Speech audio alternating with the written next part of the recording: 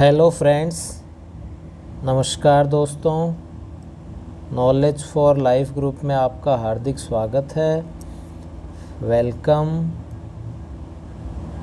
तो दोस्तों, आज हम फिज़िक्स का एक और वीडियो लेके आए हैं, जो वीडियो संबंधित है टॉर्क से।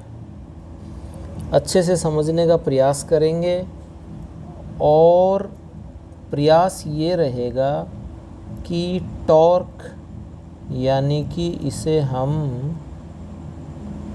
बल आघूर्ण कहते हैं। इसे हम दोस्तों क्या कहते हैं? बल आघूर्ण। तो ये जो बल आघूर्ण है, ये फिजिक्स में आपके 11th क्लास में कितना यूज आता है, यानी बल आघूर्ण फिजिक्स के रूप में, फिजिक्स में जो बल आघूर्ण है उसको हम अच्छे से पढ़ेंगे और पूरी फिजिक्स में बल आघूर्ण को समझने का प्रयास करेंगे। मैथमेटिकल में ज़्यादा हम नहीं उलझेंगे। एक्चुअल में बल आघूर्ण होता क्या है, करता क्या है, उसको हम समझेंगे। तो आगे बढ़ने से पहले दोस्तों, मैं यह बताना चाहूँगा कि अभी तक यदि आपने चैनल को सब्सक्राइब नहीं किया है तो चैनल को सब्सक्राइब करें, ठीक है। और यदि वीडियो अच्छा लगे तो वीडियो को दोस्तों शेयर करें और लाइक भी कर सकते हो, ठीक है दोस्तों। तो आराम से एकदम स्लोली हम समझने का प्रयास करेंगे बल आघूर्ण को। हाँ तो दोस्तों, बल आघूर्ण यानी कि इसे हम टॉर्क कह देते हैं।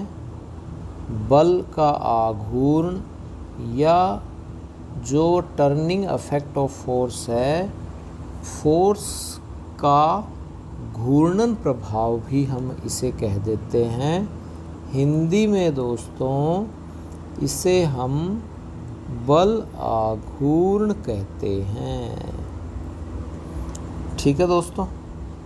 हिंदी में इसे हम क्या कहेंगे?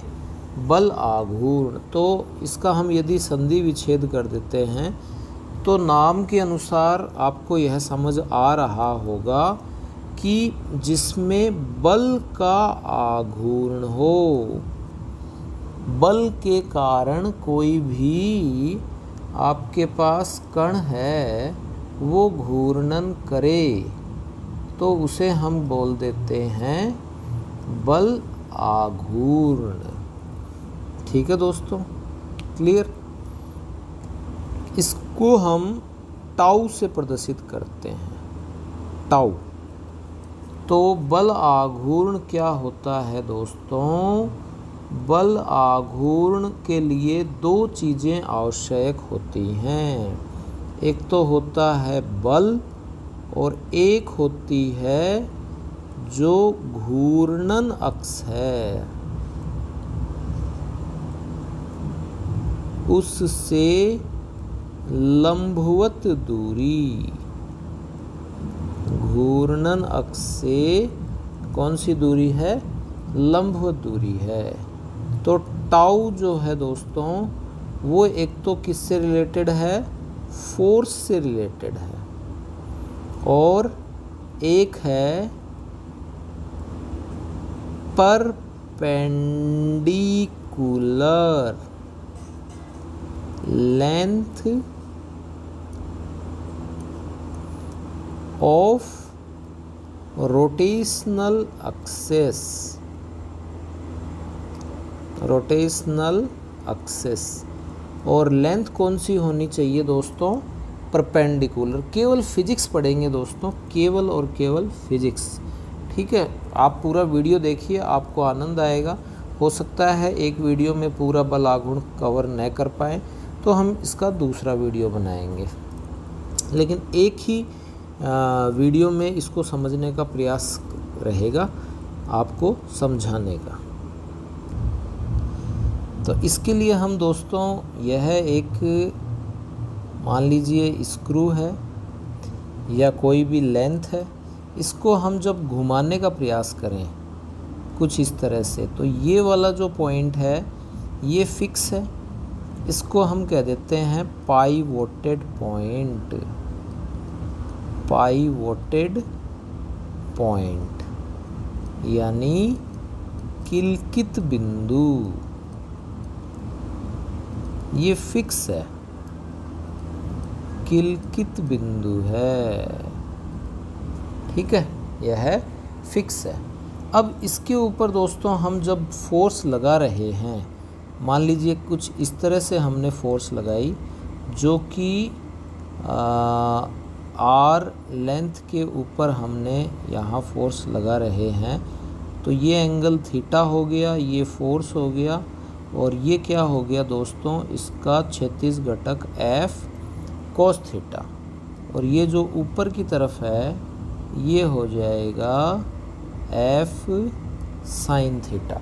अब दोस्तों स्वाभाविक है कि ये वाला जो कंपोनेंट है ये इसको रोटेट नहीं करवाएगा, इस वायर को रोटेट, इस रॉड को रोटेट नहीं करवाएगा। ये जो परपेंडिकुलर जो कंपोनेंट है एफ साइन थीटा, यही इसको रोटेट करवाता है, घूर्णन करवाता है। ये बात आपको स्पष्ट है? ठीक है, तो इस तरह से जो टॉर्क है वो आपके यहाँ निकल के आएगा आर और एफ साइन थीटा। क्या आ जाएगा दोस्तों? एफ साइन थीटा आ जाएगा। ठीक है, तो कहने का अर्थ ये है कि आर और एफ जो है वो क्या होना चाहिए? लंबवत होना चाहिए। क्या होना चाहिए? लंबवत होना चाहिए। या आर एफ के लंबवत हो या एफ आर के सदिश रूप में हम इसे लेंगे तो R vector cross F vector भी हो जाएगा।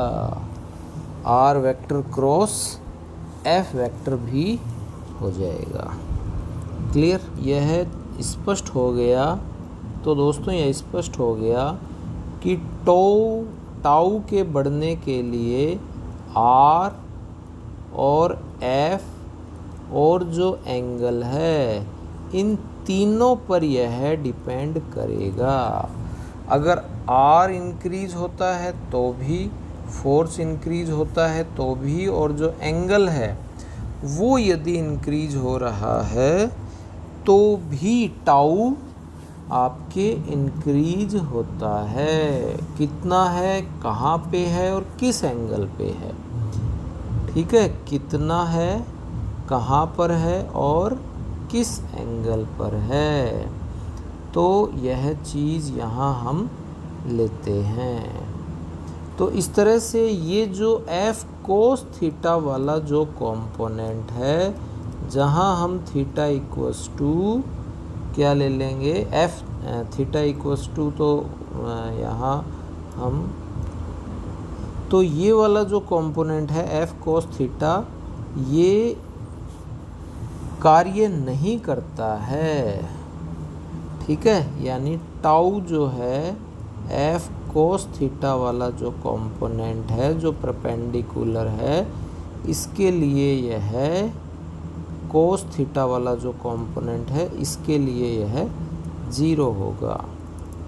यदि हम यूँ समझें इसको, ये वाला जो कंपोनेंट है और टाउ एफ कोस थीटा वाले कंपोनेंट के कारण 0 होगा। क्यों? क्योंकि F cos theta component perpendicular है आर के। ठीक है, एफ साइन थीटा के कारण ही यह प्रोड्यूस होता है। तो ये है टॉ के रूप में लिखेंगे तो आर एफ साइन थीटा और इनटू यहाँ दोस्तों एन कैप आ जाएगा। यह बात क्लियर है। अब रही बात दोस्तों इसकी डायरेक्शन की, तो टाउ एक सदिश राशि है और जिसमें हम डायरेक्शन लेंगे आर वेक्टर से एफ वेक्टर की ओर। समझने का प्रयास करें, ठीक है। हम इसके लिए वही राइट हैंड लेंगे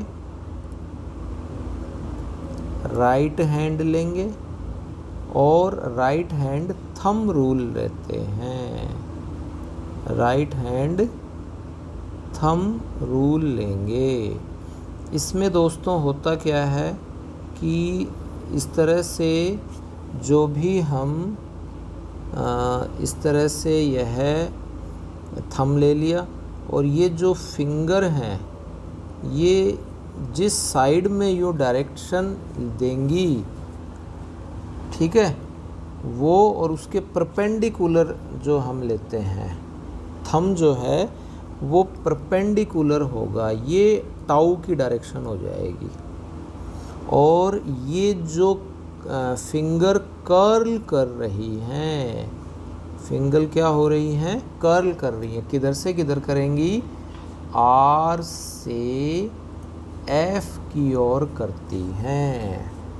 किधर करेंगी दोस्तों, आर से एफ की तरफ। तो ये आपको आइडिया है कि राइट हैंड थंब रूल में हम जो थंब है वो परपेंडिकुलर होगा और ये जो अंगुलियां हैं ये चारों ओर रोटेट करेंगी। तो किधर से किधर रोटेट करेंगी, आर से एफ की ओर।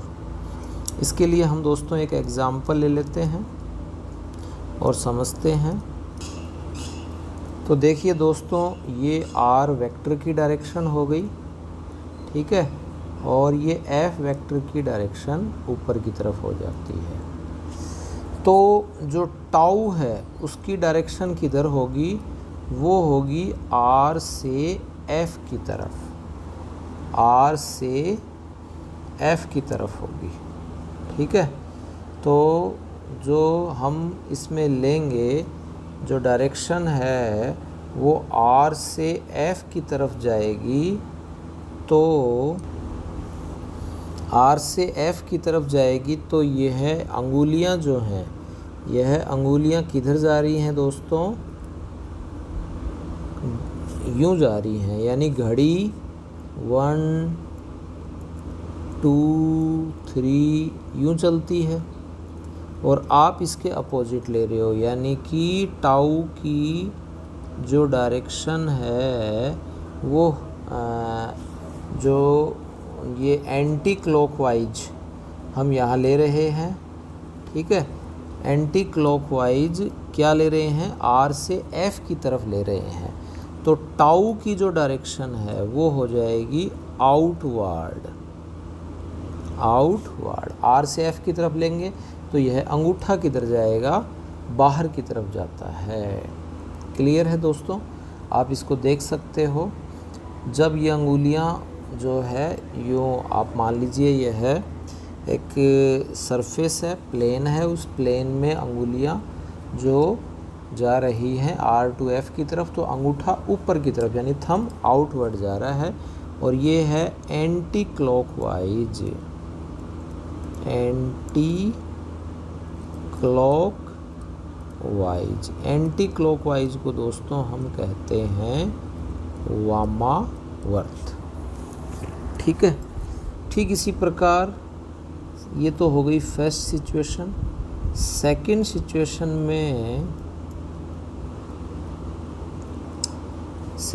सिचुएशन में दोस्तों हम क्या कर रहे हैं, हम वही चीज़ फिर से रिपीट कर रहे हैं। यहाँ ये दोस्तों लाइक दिस घूम रहा था और ये वही, इस बार फोर्स की डायरेक्शन नीचे की तरफ है, ठीक है। यानी ये हो गया एक्स अक्ष में आर वेक्टर, एक्स अक्ष में ये हो गया माइनस वाई अक्ष में। तो इस बार आर टू एफ किधर जा रहा है दोस्तों, यूँ जा रहा है लाइक दिस, ठीक है। यानी अपोजिट हो गया। तो अपोजिट होने पर इस बार जो भी टाउ की डायरेक्शन है वो हो जाएगी इनवर्ड, अंदर की ओर हो जाएगी। और जो आर से एफ की तरफ जो दिशा है वो दिशा किधर है दोस्तों, वह है क्लॉकवाइज। तो यदि एंटी क्लॉकवाइज को आप पॉजिटिव लेते हो तो क्लॉकवाइज को आप क्या ले सकते हो, नेगेटिव ले सकते हो। तो क्लॉकवाइज को आप क्या ले लोगे, नेगेटिव। दोस्तों एक बार में नहीं समझ में आए तो दूसरी बार आप अपने हाथ चलाएं, हाथ चला के इसको समझने का प्रयास करें, ठीक है। हाँ तो दोस्तों यह 2 सवाल हैं, आपको दिखाई दे रहे होंगे। पहले सवाल में एक सर्कुलर पाथ है, इस पर फोर्स लग रही है उसके टेंजेंटली और रेडियस r है। तो इसमें दोस्तों मेरे ख्याल से क्लियर है, मैथमेटिकल तो हम बिल्कुल भी नहीं करेंगे। और ये क्या हो जाएगा, फोर्स इनटू परपेंडिकुलर लेंथ। तो परपेंडिकुलर लेंथ आपको r दिखाई दे रही है और ये 10 इंटू 2 हो जाएगा, ठीक है। न्यूटन और मीटर जो भी है अपने हो ही जाएगा। इसकी डायरेक्शन हम देखेंगे तो वो दोस्तों लाइक दिस है, यानी कैसी हो जाएगी हमारे जो ये, हाँ तो दोस्तों इसमें ये तो टॉर्क हो ही जाएगा और ये रेडियस है और ये आपके इधर फोर्स है, ये फोर्स है दोस्तों और ये रेडियस है। तो रेडियस से यानी डिस्टेंस से फोर्स की तरफ, तो ये हो जाएगा क्लॉकवाइज, ये हो जाएगा क्लॉकवाइज, क्लियर। ठीक इसी प्रकार यहाँ ये एंगल मान लीजिए 37 है, तो ये हो जाएगा, इसको सॉल्व करेंगे। एक रॉड है दोस्तों 1 मीटर की, ठीक है, 37 डिग्री एंगल के ऊपर फोर्स लग रहा है 10 न्यूटन का, 10 न्यूटन दोस्तों फोर्स लग रहा है। और तो इसमें आप देख रहे हो ये इसका हॉरिजेंटल कंपोनेंट हो गया 10 cos 37। इसका दोस्तों कोई रोल नहीं है। ये वाला जो है 10 sin 37, क्यों, यही आपके जो फोर्स है ये इधर डिस्टेंस हो गई और ये दोस्तों आपके फोर्स हो जाएगा। तो इसमें आई थिंक क्लियर है, ज़्यादा बताने की ज़रूरत नहीं है। तो टो इक्वल्स टू हो जाएगा जो ये डिस्टेंस है, या मैं लिख देता हूँ F sin theta into x. तो ये हो जाएगी 10 sin 37, sin 37 यानी कि 3/5 आपके 5 हो जाएगा, क्लियर है। sin 37 हो जाएगा 3/5 इंटू 1। इसको हम सॉल्व कर लेंगे और ये डायरेक्शन जो है वो आई थिंक क्लियर है। ये R और ये भी ये हो जाएगी एंटी क्लॉक वाइज। क्यों, क्योंकि दोस्तों R इधर है, F ऊपर की तरफ है और R2F यानी एंटी क्लॉकवाइज। तो जब हम एंटी क्लॉकवाइज में जाएंगे तो टॉर्क की डायरेक्शन आउटवर्ड हो जाएगी, इसमें इनवर्ड हो जाएगी। अगला क्वेश्चन दोस्तों आपको दिखाई दे रहा है, इसमें भी हमको वही टॉर्क मेज़र करना है।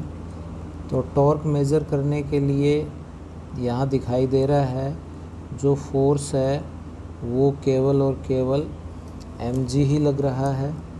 ये एक टेंशन भी आपको यहाँ दिखाई दे रहा है और ये वाला जो अपने पिवोटेड पॉइंट है, तो यहाँ से ये tension along the direction of जो डिस्टेंस है वो हो गई।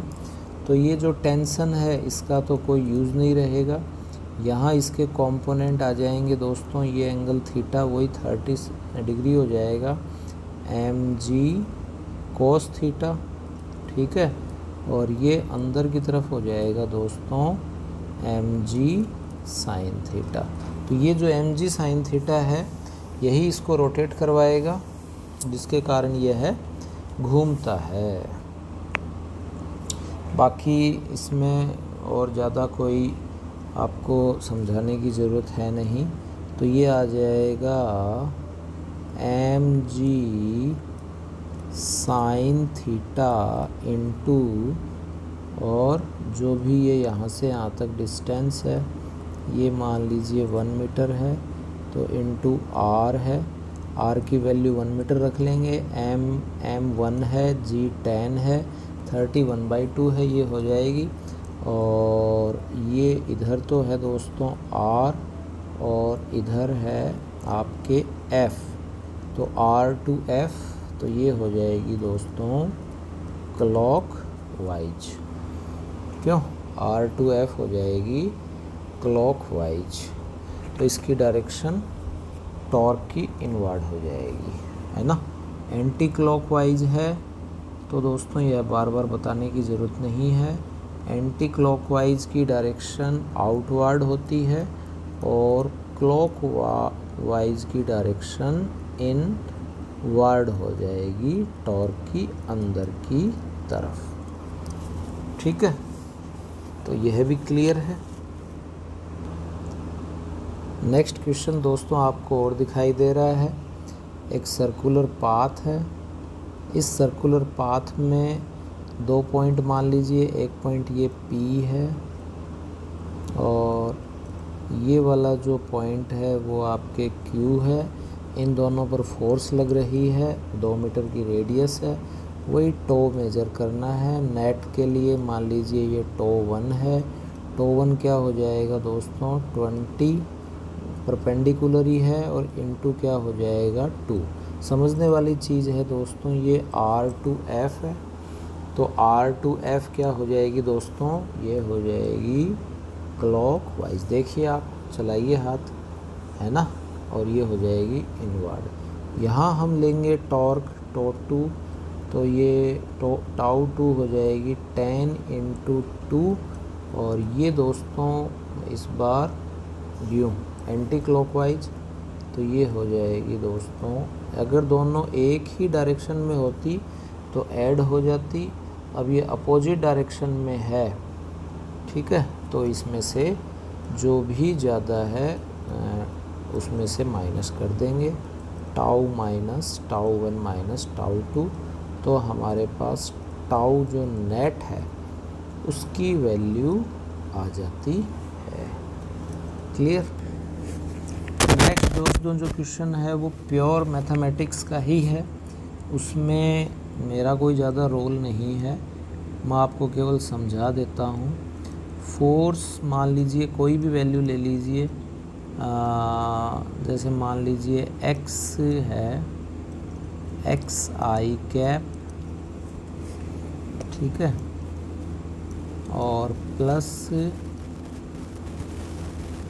yj cap plus zk cap, ठीक है, xi कैप, ये हो गया। इसी प्रकार जो हम डिस्टेंस ले रहे हैं वो मान लीजिए r1 ले लेते हैं, और वो r1 भी हम यहाँ x1 i कैप, ठीक है, y ये दोस्तों fx ही हो जाएगा, इसी का कंपोनेंट हो गया, ये fy हो जाएगा, ये fz, और ये j कैप, ठीक है, इसी प्रकार z, और r2 और ले लेते हैं हम यहाँ, तो ये r2 हो जाएगा x2 × i cap plus y2 × j cap, like this. तो दोस्तों हम यहाँ क्या करेंगे, इसमें r वेक्टर ले लेंगे, R2 माइनस R1 ले लेंगे। ये इतना आपको दिया हुआ रहेगा क्वेश्चन में, आपसे टाउ पूछ लेगा तो आप सबसे पहले ये कर लेना, और फिर टाउ इक्वल्स टू आप यह ध्यान रखें R vector cross F vector करना है। इसके लिए जो आपको वो सिखाए थे क्रॉस प्रोडक्ट, उसको यूज़ में ले लेना, ठीक है। अन्यथा टाउ इक्वल्स टू ये R इंटू F को भी हम यूज़ में ले सकते हैं। तो ये R इंटू F को हम कैसे यूज़ में लेंगे, इसके लिए I कैप, J कैप और K कैप। तो सबसे पहले R की जो वैल्यू हैं वो आपको यहाँ लिखनी है, ये आप ध्यान रखें, X, Y और Z, फिर फोर्स की Fx, Fy और Fz। फिर दोस्तों ये सारणिक है, सिंपल आप जानते हो। इसमें ये रो और कॉलम को छोड़ देते हैं, इनको क्रॉस मल्टीप्लाई कर लेते हैं और ये फिर सॉल्यूशन इजीली हो जाता है। और फिर इसका वैल्यू आ जाएगी आपके, जो कि वेक्टर फॉर्म में आएगी। और यदि हमको मैग्नीट्यूड चाहिए तो दोस्तों मैग्नीट्यूड के लिए आई थिंक क्लियर है, टो वेक्टर अंडर रूट जो भी वैल्यू आए, एक्स स्क्वायर है ना, plus Y square plus Z square. तो ये टाउ एक्स आ गई, टाउ वाई आ गई और टाउ जेड आ गई, इस रूप में हम ले लेते हैं। तो यह भी एक सिंपल क्वेश्चन आपके हो जाता है। नेक्स्ट हम देखें दोस्तों, तो दोस्तों यह एक कंक्लूज़न है कि कंपोनेंट ऑफ जो टो होता है, जो कि एक्सेस ऑफ रोटेशन के दिशा में होता है, along the axis of rotation, वही टर्निंग इफेक्ट प्रोड्यूस करेगा। तो यह दोस्तों ध्यान रखें। जैसे मान लीजिए ये एक प्लेन है और ये एक्स वाई यूँ इस तरह से, जैसे मान लीजिए अपने पास ये एक हमने कागज़ ही लिया है और उसी के ऊपर हमने एक ये सर्कल बना दिया है, ठीक है, क्लियर। और ये इसकी डायरेक्शन हो गई। अब जो फोर्स है दोस्तों, वो फोर्स यदि इसके टेंजेंट लाइन पर लगती है, कहाँ लगती है, स्पर्श रेखा पर, तब तो दोस्तों ये क्या करेगा, घूमेगा। तब तो ये क्या करेगा, घूमेगा। और ये 90 डिग्री है, यानी ये एक तरह से एक्स अक्ष में हो गया और ये वाई अक्ष में हो गया। यदि हम फोर्स जो है वो जेड अक्ष में ले लेते हैं, ये मानिए दोस्तों ये वाली कंडीशन ले रहे हैं, इफ़ फोर्स ऑन जेड अक्ष, तो क्या होगा दोस्तों, तब टो है, टाउ है, बल आघूर्ण है, वो ज़ीरो नहीं होगा। और यह जो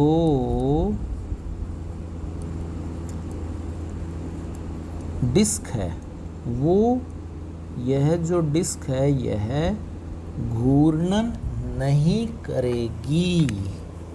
यह डिस्क क्या होगी दोस्तों, घूर्णन नहीं करेगी। और ये जो टाउ है, टाउ क्या है, is the perpendicular to axis of rotation, और tau is along the direction of rotation. तो यहाँ ये ध्यान रखें, टाउ जो है वो इस सिचुएशन में ज़ीरो नहीं है, और ये किधर है दोस्तों, परपेंडिकुलर होगा, परपेंडिकुलर होगा। परपेंडिकुलर क्यों होगा, क्योंकि फोर्स हो गई अलोंग द डायरेक्शन में। ये जो फोर्स है ये इस जो रोटेशनल एक्सेस है इसकी डायरेक्शन में ले लेते हैं। समझ में आ गया होगा दोस्तों कि हमने इस तरह से यह लिया एक डिस्क, और यह डिस्क घूर्णन का प्रयास कर रही है। ये आपके आर है, ठीक है, ये आपके इधर आर है, और ये आपके रोटेशनल एक्सेस। फोर्स को हमने इसी की डायरेक्शन में ले लिया, यानी फोर्स पैरेलल बन गई। फोर्स जो है वो क्या बन गई दोस्तों, पैरेलल बन गई। तो जो टॉर्क है वो टॉर्क ज़ीरो नहीं होगा, यानी ज़ीरो नहीं होगा, और ये क्या होगा, ये इस एक्सेस ऑफ रोटेशन के परपेंडिकुलर होगा। ये एक्सेस ऑफ रोटेशन के परपेंडिकुलर होगा, जो कि इस डिस्क को नहीं घुमाएगा। तो कहने का अर्थ ये है कि टॉर्क यदि ज़ीरो नहीं है तो भी डिस्क नहीं घूमती है। यह बात यहाँ समझने वाली है, ठीक है दोस्तों। नेक्स्ट है दोस्तों, यहाँ हम साम्यावस्था की बात कर रहे हैं, इक्विलिब्रियम की बात कर रहे हैं। साम्यावस्था, स्थैतिक साम्यावस्था की हम बात कर रहे हैं। लीनियर मोशन में हम पढ़ते हैं कि सेंटर ऑफ मास, द्रव्यमान केंद्र का त्वरण शून्य है। इसका मतलब वहाँ वेग जो है वो नियत है। तो फोर्स है वो परिणामी फोर्स, कुल जो फोर्स है वो आपके दोस्तों क्या होगी, ज़ीरो होगी। इसी प्रकार घूर्णन गति में जो अल्फा है यानी कोणीय त्वरण है वो शून्य होगा। कब? जब कोणीय वेग नियत रहे और परिणामी बल आघूर्ण वह आपके ज़ीरो होगा, ठीक है। परिणामी बल आघूर्ण क्या होगा दोस्तों, ज़ीरो होगा। यानी कुल किसी भी सिस्टम पर लगने वाला परिणामी बल शून्य होता है। ये पीछे बात कर चुके हैं, इसके द्वारा हम और 2-4 क्वेश्चनों को करके अच्छे से समझने का प्रयास करते हैं। अब दोस्तों यह क्वेश्चन है, आपको दिखाई दे रहा होगा। इसमें हमको T1 और T2 की वैल्यू मेज़र करनी है। Find T1 and T2, T1 and T2 जो टेंशन है T1 T2 को मेज़र करना है। तो इसके लिए सबसे पहले एक तो हम यह जानते हैं कि T1 T2 किसको सेटिस्फाइड कर रहा है। जैसे T1 T2 ऊपर की तरफ लग रहे हैं तो T1 प्लस T2 ये जो दो फोर्स ही हैं, और ये नीचे किसको संतुष्ट कर रही हैं, नीचे किसको इक्विलिब्रिएट कर रही हैं। एक तो फोर्स है 10 किलोग्राम और एक कितना है दोस्तों 15 किलोग्राम। तो 10 और 15 दोनों के दोनों नीचे की तरफ हैं, यानी कैपिटल M और इनटू स्मॉल m, और इसको हम किससे मल्टीप्लाई कर दें, G से। तो कहने का अर्थ ये है, ये हो गया 15G यानी कि 150 हो गया एक तरह से। क्लियर? ये तो हम उससे ले लेंगे। नेक्स्ट हम क्या करते हैं दोस्तों, किसी भी पॉइंट पर, चाहे इस पॉइंट के ऊपर, चाहे इस पॉइंट के ऊपर, चाहे इस पॉइंट के ऊपर और चाहे इस पॉइंट के ऊपर, नेट जो टॉर्क है, ठीक है ना, नेट जो टॉर्क है वो ज़ीरो है किसी भी एक पॉइंट के ऊपर। ये वाला पॉइंट मान लीजिए ये पॉइंट O है, ये A है, ये B है और ये C है। मैं ज़्यादा इसमें 2-3 तरीक़ों से नहीं करूँगा, आप खुद इसमें कर करके देखें, एक से ही समझ आ जाएगा, सब आपकी प्रैक्टिस के ऊपर है। तो यहाँ हमने यह मान लिया। यह क्यों माना कि दोस्तों A पर मानने पर बेनिफिट ये होगा कि यहाँ मानने पर ये जो T1 जो फोर्स है ये यहाँ आपके ज़ीरो हो जाता है, और कहीं मानोगे तो कहीं ना कहीं कोई ना कोई फोर्स आएगा और वो ज़ीरो नहीं होगा। तो अब ये देखिए दोस्तों, A से माना है तो ये आपके A क्या हो गया, सेंटर पॉइंट हो गया, ओरिजिन हो गया। तो इस A से O पॉइंट की जो डिस्टेंस है वो कितनी है, 50 सेंटीमीटर। तो ये हो गई 50, और ये सेंटर ऑफ मास इस रॉड का है, तो ये दोस्तों कितना है, 10, और ठीक है, और ये आपके G की फॉर्म में आ जाएगा, ठीक है। तो ये हो जाएगा 10G हो गया। अब इसकी डायरेक्शन किधर होगी ये भी आप क्लियर कर लीजिए। जैसे ये यूँ है और ये यूँ है, तो इसकी डायरेक्शन इधर है और इसकी इधर, यानी लाइक दिस हो गई, है ना। यूँ इस तरह से हम लेते हैं, तो ये यूँ हो गई, किधर हो जाएगी दोस्तों, ये हो गई आपके क्लॉकवाइज। तो क्लॉकवाइज की डायरेक्शन हम लेते हैं माइनस में, ये हो गई क्लॉकवाइज, हो जाएगी, क्लियर है। फिर उसके बाद में आगे हम देखें, इसी से ही आगे की जो डिस्टेंस है वो कितनी हो जाएगी, ये 40 है तो ये 60 हो गई, और 60 हो जाएगी तो ये हो जाएगी दोस्तों, इसमें भी यही रहेगा, जो वेट है वो नीचे की तरफ है और जो रेडियस है वो आगे की तरफ है।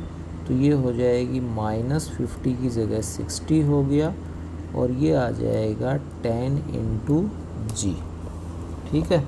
फिर ये लास्ट पॉइंट और बच गया। लास्ट वाले पॉइंट में हम देख रहे हैं इस बार जो फोर्स है वो ऊपर की तरफ है, और यानी लाइक दिस, ये T2 है, क्यों, और ये आपके R है, यानी T2 यानी F, तो R × F यूँ हो गया एंटी क्लॉकवाइज। तो एंटी क्लॉकवाइज में हम इसमें क्या ले लेंगे, प्लस, और ये हो जाएगा T2, और टोटल डिस्टेंस हो गई 100, और इक्वल्स टू क्या आ गया, 0। तो ये क्लॉकवाइज, ये भी क्लॉकवाइज, और ये हो गया एंटी क्लॉकवाइज। इसमें कोई फ़र्क नहीं पड़ेगा दोस्तों, एंटी क्लॉकवाइज जो लिया है उसको आप माइनस ले लीजिए और क्लॉकवाइज को प्लस ले लीजिए, आंसर वही आएगा। 2 आपके इक्वेशन हो गई, एक तो ये पहले वाली और एक ये बाद वाली, दोनों को सॉल्व कर लीजिए, आपका आंसर आ जाएगा।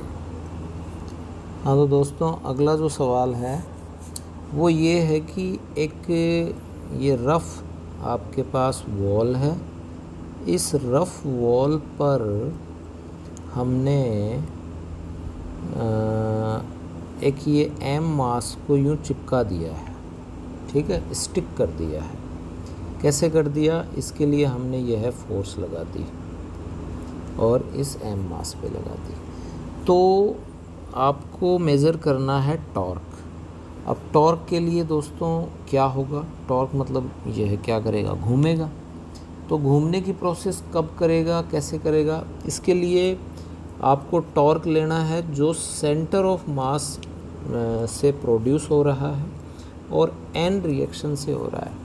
तो यहाँ दोस्तों 1-2 सवाल करेंगे और उसमें हम यह क्लियर करने का प्रयास करेंगे कि नॉर्मल जो है वो सेंटर ऑफ मास से ही पास हो, यह ज़रूरी नहीं है, यह ज़रूरी नहीं है। तो वह हम यहाँ क्लियर। अब देखिए दोस्तों, इसमें एक नीचे की तरफ लग रहा है वेट W = mg, जो कहाँ से पास होगा, सेंटर ऑफ मास से। तो इस वेट के अकॉर्डिंग, यानी जो फोर्स है ये नीचे की तरफ, इसके अकॉर्डिंग जो टॉर्क है वो तो प्रोड्यूस होगा नहीं, क्योंकि ये तो अलोंग द सेंटर ऑफ मास हो गया। इसी प्रकार ये जो फोर्स लग रहा है ये भी सेंटर ऑफ मास से ही पास होगा। एक जो यहाँ ऊपर की ओर लग रहा है वो तो हो गया दोस्तों, क्या हो गया, फ्रिक्शनल फोर्स हो गया। अब फ्रिक्शनल फोर्स है ये वाला, और इसमें जो डिस्टेंस है, फ्रिक्शनल फोर्स ऊपर की तरफ है और जो डिस्टेंस है वो ये है दोस्तों 1 मीटर वाली। क्लियर? ये इसको यूं घुमा रही है नीचे की तरफ, ये इधर घुमा रही है यूं। तो अगर हम नॉर्मल यहाँ से लेते हैं तो अकेली इसके कारण तो यह गिर जाना चाहिए, यह अकेले इसके कारण तो यह नीचे की तरफ लुढ़क जाना चाहिए। तो यहाँ दोस्तों होगा क्या कि एक तो ये वाला फ्रिक्शनल फोर्स है ही, जो यहाँ से 1 सेंटीमीटर या मीटर जो भी हम लेना चाहें 1 मीटर पर है, और इस नॉर्मल के पहले से या बाद से 2 जगह से पास हो सकता है। यदि हम इसको पहले से, यानी यहाँ जो ये डिस्टेंस है इसके यहाँ से यदि हम पास करें यहाँ से, तो दोस्तों क्या होगा, ये जो वाली डिस्टेंस है ये हो गई और ये वाली डिस्टेंस ये इधर हो जाएगी, यूँ लाइक दिस। तो अब ये इसको इधर घुमाने का प्रयास करेगा। भाई डिस्टेंस R to F, ये R हो गया, ये F हो गया, इधर घुमाने का प्रयास करेगा, तब तो ये इक्विलिब्रियम सिचुएशन में नहीं आएगा। इसका मतलब यह है कि हमारे पास जो नॉर्मल है वो नॉर्मल कुछ नीचे की तरफ है x डिस्टेंस पर। ध्यान दे दोस्तों, अन्यथा कुछ समझ नहीं आएगा। तो ये नॉर्मल आउटसाइड रहेगा। क्लियर? x की डायरेक्शन नीचे की तरफ है और ये इस तरह से हो जाएगा। तो ये नीचे, ये जो हो गई ये हो गई क्लॉकवाइज, ठीक है, और ये हो जाएगी दोस्तों एंटी क्लॉकवाइज, ये हो जाएगी दोस्तों एंटी क्लॉकवाइज। तो ये दोनों के दोनों एक दूसरे के क्या हैं, अपोजिट डायरेक्शन में हैं। क्लियर दोस्तों? और यह अपोजिट डायरेक्शन में होने के कारण ही ये आपके रेस्ट में बने रहेंगे। तो इसमें क्या होगा, ये क्लॉकवाइज है तो ये हो गया -F/1, क्लियर, फोर्स, और ये 1 मीटर है, और ये हो जाएगा दोस्तों प्लस, और ये नॉर्मल N/x = 0, ये हो गया टाउ नेट = 0, टाउ नेट हो गया दोस्तों 0। क्लियर? बस यही एक दमखम है समझने के लिए। तो यहाँ इस क्वेश्चन के द्वारा यह समझाने का प्रयास किया है कि जो रिएक्शन है वो सेंटर ऑफ मास से पास नहीं होगी, ऊपर की तरफ होगी, हो सकती है, नीचे की तरफ होगी, हो सकती है। सेंटर ऑफ मास से पास कर देंगे तो ये लुढ़क जाएगा। यहाँ इक्विलिब्रियम हमको स्टेट लेनी थी, तो इसके लिए हमने नीचे की तरफ लिया। एंटी क्लॉकवाइज और क्लॉकवाइज कैसे हुआ इसको आप अच्छे से समझ लें, ठीक है। ये आपके ये फोर्स है, ठीक है, जो आपको इधर दिखाई दे रहा है, और ये इधर आपके R की डायरेक्शन है। तो R की डायरेक्शन किधर होगी, फोर्स की किधर होगी, ये R/F कैसे आया, ये आई थिंक आपको बखूबी समझ आ गया होगा, ठीक है। फिर से बताने की इसमें ज़रूरत नहीं होनी चाहिए। फिर से भी यदि कोई कुछ, ठीक है दोस्तों, क्लियर हो गया होगा। R की डायरेक्शन इधर है, ये फ्रिक्शनल फोर्स की इधर है, तो इसमें हो जाएगी ये क्लॉकवाइज, और एंटी क्लॉकवाइज आर की इसमें नीचे की तरफ, फोर्स इधर, ये हो गई एंटी क्लॉकवाइज। इसमें दोस्तों वैल्यू दे देगा, अगला क्वेश्चन बना देगा, कोई प्रॉब्लम नहीं होनी चाहिए।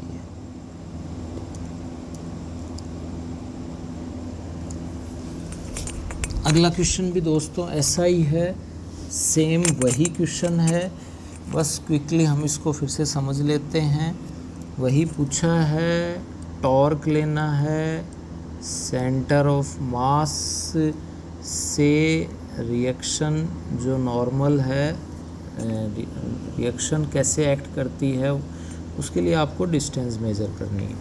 तो इसमें आप देख रहे हो दोस्तों, ये रफली है, और जब ये आगे की तरफ यूँ मूव करेगा, ठीक है, आगे की तरफ मूव कर रहा है, तो दोस्तों यूँ आगे की तरफ मूव कर रहा है तो फ्रिक्शनल फोर्स बाहर की ओर लगेगा, ये फ्रिक्शनल फोर्स हो गया, ठीक है। वेट जो है वो नीचे की तरफ लगेगा, वेट हो जाएगा mg, उसका दोस्तों कोई रोल नहीं है। आई थिंक आपको यह क्लियर है। अब इसमें एक नॉर्मल लगेगा, नॉर्मल पहले इसको यहाँ क्लियर कर लेते हैं। जो भी डिस्टेंस आई है, ये वाली जो है ये h/2 हो गई, ये आपको क्लियर है। तो ये कुछ इस तरह से बन जाएगी, h/2 की डायरेक्शन ऊपर की तरफ है, और ये इधर से, यानी ये हो गया दोस्तों h/2, और ये हो गया फोर्स, तो ये इधर आ जाएगी, ठीक है। इधर आने का मतलब ये आपके दोस्तों क्या हो गई,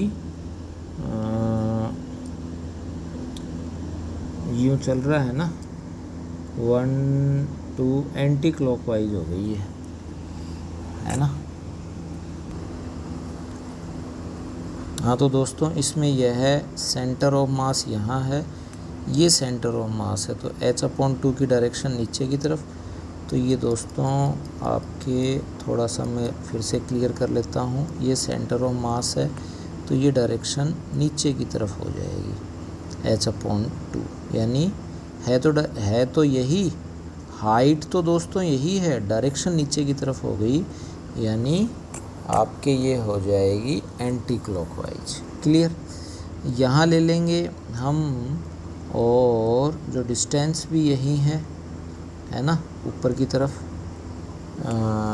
इसमें जो हम वो लेंगे, डिस्टेंस जो हम लेंगे सेंटर से, तो वो दोस्तों भी x इस तरफ लेंगे, तो ये x इधर, और तो ये आपके भी एंटी क्लॉकवाइज हो जाएगी, तो जचेगी नहीं। देखिए दोस्तों, अगर आप यहाँ नॉर्मल लेते हैं तो डिस्टेंस हो गई इधर, तो ये एंटी क्लॉकवाइज हो जाएगी, तो इधर तो हम नॉर्मल लेंगे नहीं। नॉर्मल हम कहाँ लेंगे दोस्तों, नॉर्मल हम लेंगे सेंटर ऑफ मास के इस तरफ, जिसके कारण ये वाली जो है ये हो जाएगी आपके, ये वाली एक्स डिस्टेंस, डायरेक्शन इसकी इधर हो गई, और ये हो गई दोस्तों आपके, ये तो हो गई क्लॉकवाइज, ये तो हो गई दोस्तों क्लॉकवाइज, और ये हो जाएगी एंटी क्लॉकवाइज। तो इसमें दोस्तों क्या आ जाएगा, h/2 इंटू f, और ये माइनस में आ जाएगी, क्यों, और प्लस ये एंटी क्लॉकवाइज है, तो एंटी क्लॉकवाइज में नॉर्मल रिएक्शन n जो ऊपर की तरफ है, और x इक्वल्स टू क्या हो जाएगा, 0 हो जाएगा। इसको सॉल्व कर लेना, फाइनल जो भी आए, यदि जो वैल्यू ज़्यादा आएगी उसको आप मान लेना एंटी क्लॉकवाइज या क्लॉकवाइज के रूप में। ठीक है दोस्तों। ठीक इसी प्रकार हम, ये भी दोस्तों वही सेम क्वेश्चन है, वही आपको टॉर्क लेना है, फाइनल नेट जो टॉर्क लेना है, वही सेंटर ऑफ मास के लिए डिस्टेंस कोई मेज़र करनी है तो डिस्टेंस भी निकाल लेंगे, और जो नॉर्मल रिएक्शन है वो लेना है। ठीक है। सेंटर ऑफ मास के लिए। तो what is the torque due to the end reaction about centre of मास।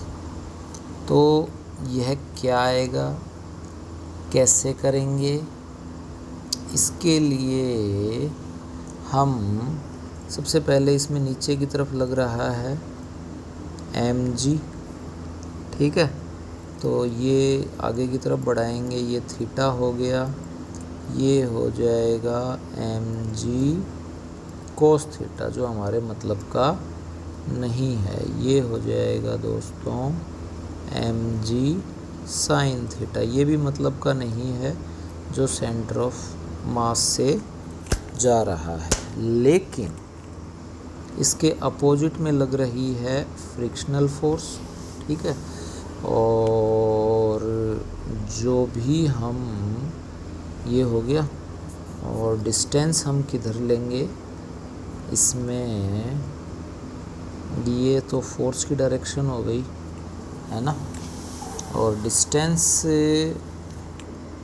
जो हो जाएगी, तो ये जो फोर्स की डायरेक्शन है ये वाली, सॉरी ऊपर वाली नहीं, ये नीचे वाली, और डिस्टेंस ये वाली हो जाएगी a/2, कितनी हो जाएगी a/2।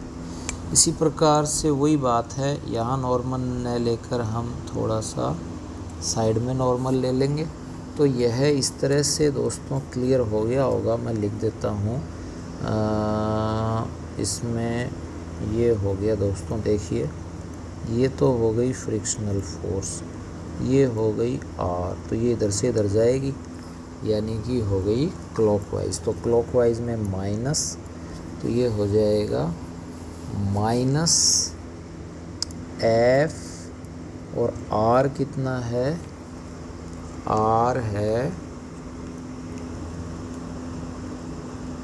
है दोस्तों a/2, ठीक है।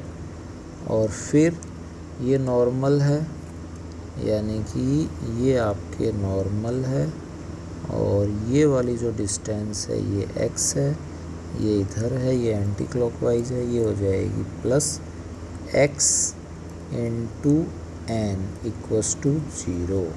तो एक तरह से nx इक्वस टू आ जाएगा, f की वैल्यू है mg sine theta a/2, mg sine theta, और a/2 कब लेना है दोस्तों, जब शुरू में a लिया, ये 2a ले लिया है, तब ये a यहाँ नहीं आएगा। क्लियर है मेरे ख्याल से, ये 2a ले लिया तो a आ जाएगा, a ले लिया तो a/2 आ जाएगा। अब ये जो x की वैल्यू यदि यहाँ निकालनी है तो x इक्वस टू हो जाएगा mg sine theta a/ normal क्या है mg कोस थीटा, तो ये mg कोस थीटा हो जाएगा। बाकी ये नॉर्मल मैथ है, इसमें आपको ज़्यादा बताने की ज़रूरत नहीं है, mg से mg कट जाएगा, और ये sine upon cos tan theta आ जाएगा, तो ये a टेन थीटा, इसकी क्या आ जाएगी, डिस्टेंस आ जाती है यदि पूछ ले तो, ठीक है। ये भी आई थिंक आपको क्लियर है। हाँ तो दोस्तों, अंतिम जो पड़ाव है इस मोमेंट ऑफ इनर्शिया में, उसमें है लैडर प्रॉब्लम, यानी सीढ़ी वाली समस्या। तो यहाँ दोस्तों हमने एक ये रफ़ सरफेस ली है ना। यदि रफ़ नहीं लेते और एकदम स्मूथ सरफेस लेते तो ये सीढ़ी यहाँ नहीं रुकती। इस सीढ़ी की लंबाई 12 है, थीटा एंगल पर है, और सेंटर ऑफ मास जो है इसका, इस सेंटर ऑफ मास से x डिस्टेंस पर यहाँ कोई मैन है, उसका मास m है, और वो यहाँ सिचुएटेड है, ठीक है। और ये क्या होगी, धीरे धीरे सीढ़ी नीचे की तरफ आएगी और ये इधर जाएगी। टेंशन दोस्तों इसमें क्लियर है, ये T1 है और ये इधर, ये जो भी मान लीजिए ए पॉइंट है, बी पॉइंट है। ए पॉइंट पर टेंशन T1 है, बी पॉइंट पर टेंशन T2 है। ये सेंटर ऑफ मास पर जो नीचे की तरफ लगेगी वेट वो कैपिटल mg, स्मॉल m पर जो लगेगी वेट वो हो जाएगी दोस्तों स्मॉल mg। ठीक है, और ये 2l है। ये टोटल जो डिस्टेंस है ये दोस्तों आई थिंक क्लियर है, 2l cos थीटा हो जाएगी। ये जो टोटल डिस्टेंस है ये हो जाएगी 2l sin थीटा। नेट यदि हम माने कि फोर्स कौन कौन सी है उसकी हम यहाँ बात करें एक बार, तो जो N1 और N2, T1 और T2, तो N1 हम पहले नेट फोर्स की बात करें तो दोस्तों आप देख रहे हो कि एक्स अक्ष में और वाई अक्ष में हम दो जगह लेंगे इसको। तो एक बार ये हाँ, तो दोस्तों फिर से मैं यहाँ समझाता हूँ आपको।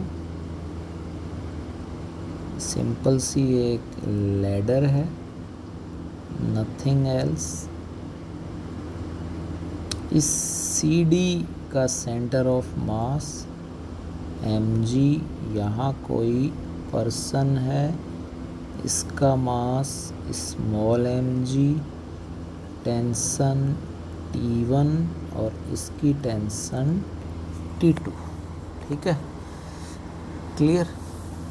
अब F नेट की बात करें दैट इज़ इक्वल्स टू 0, तो x अक्ष में Fx इक्वल्स टू 0, तो x अक्ष की बात करें तो T2 है, वो T2 किसके इक्वल हो जाएगा, फ्रिक्शनल फोर्स। जैसे ये CD इधर जाएगी तो फ्रिक्शनल फोर्स इस तरफ लगेगा, यानी F1 हो जाएगा। क्लियर है, ये CD इधर खिसकेगी, तो ऐसे ही Fy में नेट यदि 0 लें तो y एक्स में हम क्या देख रहे हैं, ये T1 है ना, T1 सॉरी N1 N2 ही ले लीजिए, T1 T2 से कन्फ्यूज़न हो जाएगा आपको। तो ये N2 है, तो ये हो जाएगा N1, और ये जब CD कहाँ आएगी, नीचे की तरफ, तो उस पर फोर्स किधर लगेगी दोस्तों, ऊपर की तरफ लगेगी। क्यों, इस पर फोर्स किधर लगेगी दोस्तों, ऊपर की ओर लगेगी। तो N1 plus frictional force, clear है ना। जब ये CD धीरे धीरे नीचे आएगी तो फ्रिक्शनल फोर्स ऊपर की तरफ लगेगी। जो मैं बोल रहा हूँ उसको सुनिए, प्लस दोनों के दोनों मास कैपिटल M और स्मॉल m वो नीचे की तरफ हैं, और ये आपके हो जाता है। तो इस तरह से ये दो इक्वेशन बन गई, x अक्ष में और y अक्ष में। और ऐसे ही हम टाउ नेट की बात करें, टाउ नेट यानी A पॉइंट पर ले लीजिए दोस्तों, तो ज़्यादा सिंपल रहेगा। इस पर ये N1 का तो कोई रोल नहीं है, ठीक है। ये वाली जो डिस्टेंस है यहाँ से लेकर यहाँ तक, ये कितनी हो गई, L। तो ये वाली जो वैल्यू है ये हो जाएगी L cos थीटा, हो जाएगी ना। तो इस तरह से सेंटर ऑफ मास के लिए हो जाएगी mgl cos थीटा, और फिर वो भी माइनस mgl N2 के लिए हम लेंगे, तो यह हो जाएगी दोस्तों, टोटल डिस्टेंस लेंगे 2l sin थीटा, और फिर एक F2 के लिए और ले लेंगे, वो हो जाएगी 2l cos थीटा। बस बाकी दोस्तों फिर कुछ नहीं है, सिंपल वैल्यू रखो और आंसर मेज़र कर लीजिए। तो यहाँ तक तो दोस्तों क्लियर हो गया होगा एफ नेट इक्वल्स टू 0 वाला। अब हम नेक्स्ट इसको फिर से बना लेते हैं जिससे आपको और अच्छे से क्लियर हो जाए। समझिए और देखिए और आनंद लीजिए। ध्यानपूर्वक देखना दोस्तों, ये वाला एंगल थीटा है, ये सेंटर ऑफ मास है, ये वाली लेंथ एल है, तब ये जो बन जाएगा ये हो जाएगा एल कॉस थीटा। ये वाली जो डिस्टेंस है दोस्तों ये है एक्स, ठीक है। तब एल प्लस एक्स के लिए हो जाएगा L plus x cos theta. और जब ये टोटल लेंथ दोस्तों 12 है तब इसके लिए हो जाएगा 12 कॉस थीटा, ठीक है। ये पॉइंट ए है, ये सेंटर ऑफ मास है, ये पॉइंट बी है।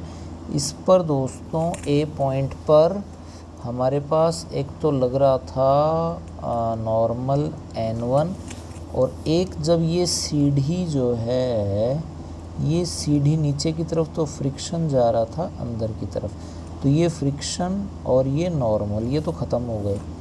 ये बी पॉइंट के ऊपर जो नॉर्मल है n2 वो बचा रहेगा, सीढ़ी नीचे की तरफ जाएगी तो ये f2 भी बचा रहेगा। समझ में आ गया। अब सेंटर ऑफ मास से शुरू करते हैं।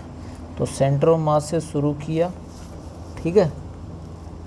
सेंटर ऑफ मास से शुरू किया तो दोस्तों ये L हो गया, वेट नीचे की तरफ है और यहाँ से ये इधर जा रहा है ये, और ये आपके नीचे की तरफ यानी यूँ घूम जाएंगे।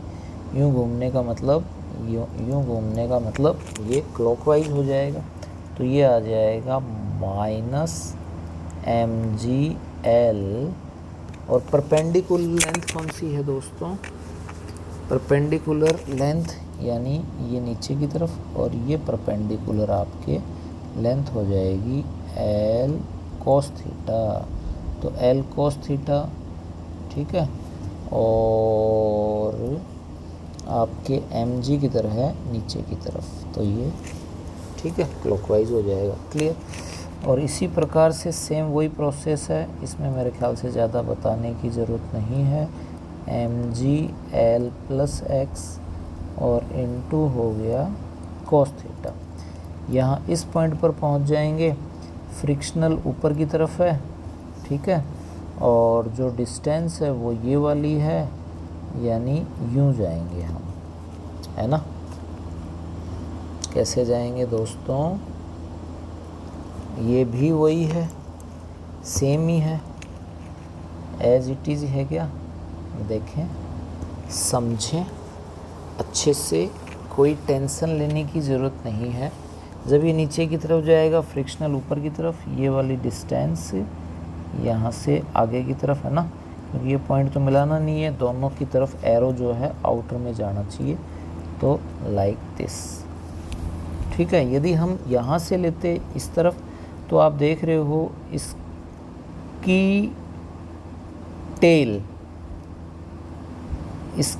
टेल और इसका हेड दोनों मिल रहे हैं, तो ये रूल को फिर फॉलो नहीं करेगा। तो ये हो जाएगा। और n2 का देख लो दोस्तों, n2 किधर है? इस तरफ, n2 इस तरफ है। चलो f2 का लिख लीजिए, f2 और 12 cos थीटा, ठीक है। और n2 और ये वाला हो जाएगा 12 sin थीटा। तो 12 sin थीटा ऊपर की तरफ है और ये ऊपर से नीचे, यानी वही एंटी क्लॉकवाइज ही है, यूँ ही बढ़ रहे हैं। तो ये हो जाएगा दोस्तों 2l sin theta into n2 equals to 0। 12 sine theta n2 और 12 कॉस थीटा। तो ये दोस्तों टर्म आ गई, ये दोस्तों टर्म आ गई, यानी टाउ नेट इक्वल्स टू 0। एक तो ये आ गया और एक इससे पहले वाली दो टर्म आ गई, n2 इक्वल्स टू f1 और n1 plus f2 equals to capital M plus small m। Capital M the mass of ladder and small f the mass of system और body and particle and person, और फिर इसको आप solve कर लोगे। Clear? तो इस तरह से दोस्तों यह जो आपको बताया गया, ये एक फिज़िक्स वाली जो बातें हैं वो आपको अच्छे से क्लियर कर दी है। टॉर्क में जब आपको वीडियो शुरू किया था उसी से ही ये इतनी बातें बता दी गई कि यहाँ हम बात किसकी कर रहे हैं, टॉर्क की। और टॉर्क में भी केवल किसकी बात करेंगे, फिजिक्स की। ठीक है, उसमें मैथ्स नहीं डालेंगे, उसमें अदर कुछ आपको गोलमाल करने का प्रयास नहीं करेंगे। मैथमेटिकल पोर्शन आप करेंगे, ज़्यादा प्रैक्टिस करेंगे, इजी हो जाएगा। ठीक है दोस्तों, तो यही कहना चाहूँगा मैं कि अभी तक यदि आपने चैनल को सब्सक्राइब नहीं किया है, ठीक है, तो चैनल को सब्सक्राइब करें और जो बेल आइकन है उस बेल आइकन को प्रेस करें। वीडियो अच्छा लगा है तो इसको ज़रूर लाइक करें और अपने जो साथी लोग हैं उनको ज़रूर शेयर करें, जिससे यह वीडियो सभी लोगों तक पहुंच सके और फिज़िक्स के रियल जो कंसेप्ट हैं वो हर कोई सीख सके। ठीक है दोस्तों, तो इन्हीं सब बातों के साथ आपने इतना अमूल्य समय इस वीडियो को देखने में दिया, आपका बहुत बहुत धन्यवाद और बहुत आभार। Thanks for watching. Have a nice day.